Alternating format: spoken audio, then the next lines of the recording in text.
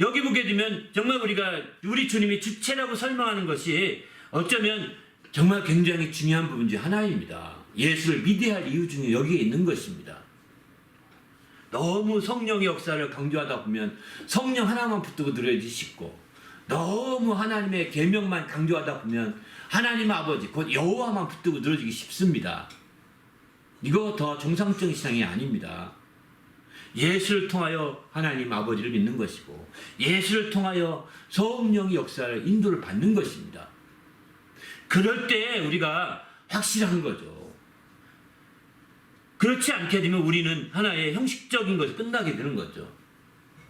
그러나 이제 그 예수를 통하여 성령을 우리가 부음받지 않고 기억할 것은 성령이 예수에게 처음으로 예수로부터 나온 것이 아니라는 거예요.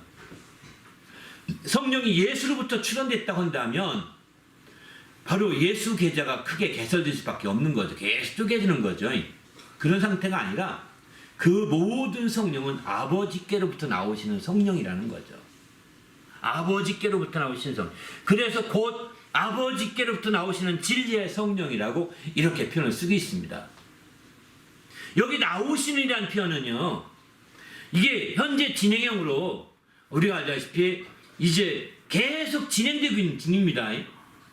강이라는 것은 강이 막 강물이 많이 흐르든 적게 흐르든 상관없습니다. 그게 바닥까지 가야 강이라고 하거든요. 정말 발원지가 분명히 있어야 되고요. 발원지가 없이 그냥 잠깐 비 올 때 흘러가는 것은 하천에 불과한 거죠. 그러나 발원지가 아주 분명하고 물이 안 마르는 발원지예요. 발원지가 있고 그 발원지에서 강까지, 땅끝까지 물이 흘러가야 되는 거예요. 그래야 강이라고 표현하는 거거든요. 일반 강이라고 할 때는. 하천과 강이 다릅니다. 강폭이 좁아도 강이라고 하는 이유는 뭐냐면 이 강물이 나오는 데가 분명히 있고 그 강물이 바다까지 가는 거예요. 바다까지. 바다가 아니라고 하더라도 이제 바다랑 붙어있는 강, 거기까지 흘러가면 그것도 강이라고 취급하거든요. 그 강물이 바다까지 흘러가니까요. 이렇게 강입니다. 근데 성령을 생세강이라고 표현하지 않습니까? 요한복음 7장에 보게 되면 성령을 생세강으로 비유하는 이유는 뭐냐면 알다시피 아버지로부터 발원지가 분명한 겁니다. 아버지로부터 나오신 성령이 중단됨이 없다는 거예요. 나오시는이라고 해서 진행으로 진행되는 거죠. 중단됨이 없이 그 성령이 땅끝까지 흘러가는 것입니다. 여기서 땅끝은 어디일까요? 우리가 죽을 때까지. 세상의 강은 바다가 땅끝이거든요. 바다가 땅끝이죠. 성령의 땅끝은 우리가 죽을 때까지, 우리의 구속의 날까지 성령으로 이렇게 흘러가게 돼 있는 거예요. 할렐루야. 그래서 우리는 생세강이라고 표현 쓰고 있는 겁니다. 중간에 성령이 나오시는 성령이 우리 안에 와서 정말 멈추지 않습니다. 그 땅끝까지, 우리가 마지막 우리 육신의 땅끝까지, 육신의 끝까지 계속해서 흘러가시는 거죠. 그러기에 우리는 주님 앞에서 더 철저히 이 성령을 우리가 의지하고 이 성령의 인도를 받고 이 성령의 이끌림 받을 수 있어야 되는 거죠. 아니, 강이 지금 흐르고 있는데 그 강물을 이용하지 않으면 아무 소용이 없지 않습니까? 옛날에 모든 문명이라는 것이 다 강물을 철저히 이용할 때 문명이 생기거든요.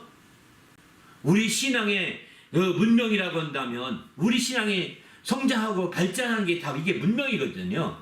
성장하고 발전하는 것이 다 문명이라고 표현하는데, 이게 성장하고 발전하여 영적인 문명이 우리 가운데 있게 하려면 강물을 이용해야 되는 겁니다. 아니, 그 생수의 강물이 흐르고 있는데 그것을 이용하지 않고 활용하지 않아요. 그러면 저 산골짜기 사는 것과 똑같은 거죠. 강이 물이 없는 곳 사는 거 똑같은 거죠. 여전히 거기서 강물이 흐르고 있는데 그 강물을 이용하지 않고 샘 파서 막 샘으로 하려고 하는 거 똑같지 않겠습니까? 이것은 지혜가 아닙니다. 강물을 이용할 수 있어야 문명이 나오는 거예요.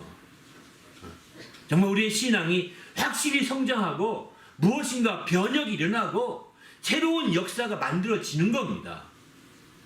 그러나 강물을 안 이용하면 없어요. 메소포타미아 지역에 있는 강물을 이용해서 메소포타미아 문명이 생겼지 않습니까? 또 이집트의 그 강물을 이용해서 나일강이라고 그러거든요. 나일강의 강물을 통해서 나일강 문명이 생겼지 않습니까? 이게 똑같습니다. 강물을 잘 이용하면 문명이 생기는 거예요. 우리가 이제는 우리가 생세강이 우리에 흐르고 있습니다.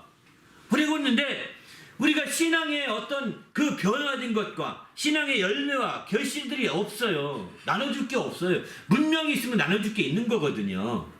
풍성해지기 때문입니다. 근데 생수량이 흐르지 않기 때문에 나눠줄 게 없는 거예요. 문명이 안 생기는 겁니다. 우리 가운데 성령이 생수량이 되어서 우리 가운데 우리가 죽을 때까지 땅끝까지 흘러서 그 물을 철저히 이용함으로 말미암아 영적인 정말 새로운 문명이 탄생하시길 바랍니다. 할렐루야. 그렇게 되면 나누어줄 것도 풍성하고 먹을 것도 풍성하고 함께 누릴 것도 풍성하게 될 겁니다. 가보십시오. 그 문명지역에 가보시면 수천 년 전에 그들은 문명을 일으켜서 막 엄청 역사 일으키지 않습니까? 수천 년 전에.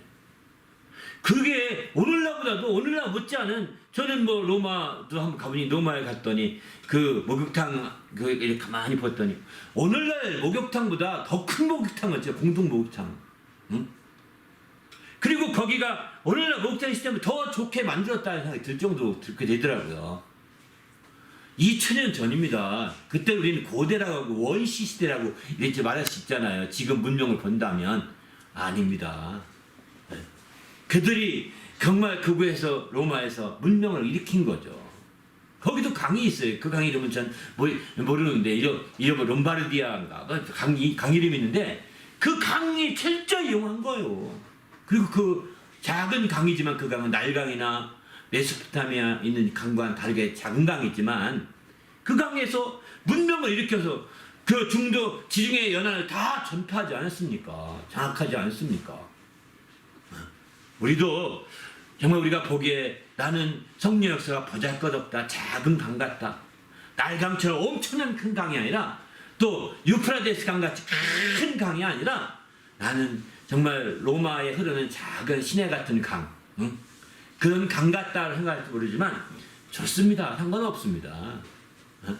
그런 강에서라도 문명을 일으키면 풍성하게 되고 부유하게 되고 넉넉하게 되어서 나누어주고 함께 정말 행복할 수 있는 거죠. 이렇게 성령이 생세강의 역사가 나타난다면 우리도 놀라운 하나님의 역사가 이루어지리라고 확신합니다. 우리 모두도 주님 앞에서 이렇게 성령으로 말미암아 정말 놀라운 역사들이 펼쳐지시기를 예수님의 이름으로 축원합니다. 할렐루야.